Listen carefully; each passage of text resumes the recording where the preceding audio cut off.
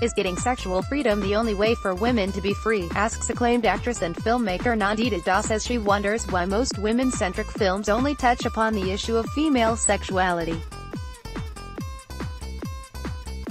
She says such projects undermine many struggles that women go through and further panders to the male gaze, in an industry where she feels murmurs about the wonder or highlighting homosexual relations, though a lesbian relationship in fire, or initiating a campaign to embrace dark skin. Nandita has always tried to give voice to women who are fighting for equal rights and acceptance, with her projects. And she hopes to continue with it. When a project is submitted, the question is still asked, who is the hero? This will take some time to change. An A-list actress will never have an A-list actor playing opposite her if she's playing the lead. While the opposite happens all the time, Nandita told Ian's in an email interview, female actors are still stereotyped in their portrayal as being constantly good-looking, red sexy, if they are young, which they invariably need be, and their career is still much shorter than the male stars, who at 50 can play college boys. Having said that, definitely more and more women are now behind the camera, so there is a little more representation and diversity. But still far from being enough, she added.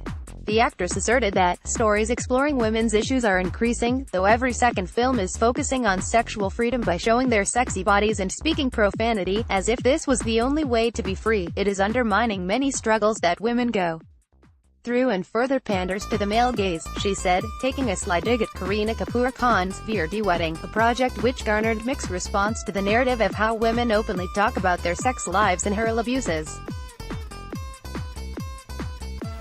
Nandita, whose Mantos was the only Indian film in uncertain regard category at 71st Cannes Film Festival this year, joined Hollywood stars Kristen Stewart and Jane Fonda among many others in a protest against gender gap at the film fest.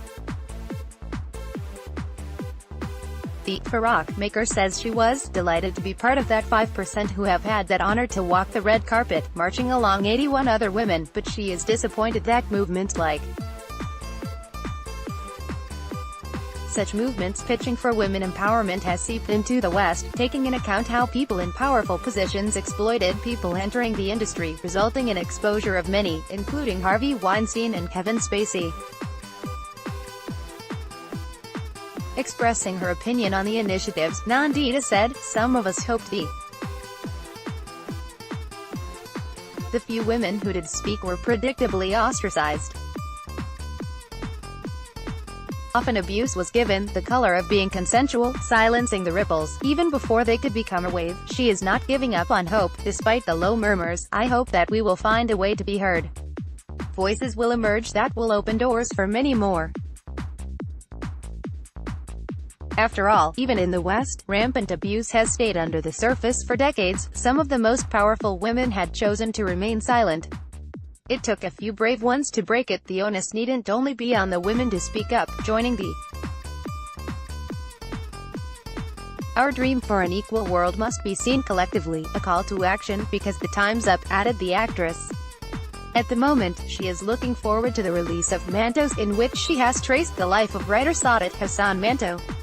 Nawazuddin Siddiqui will be seen bringing the character to life. Mantos, co-produced by HP Studios, Filmstock and Viacom 18 Motion Pictures, is expected to release in India in September.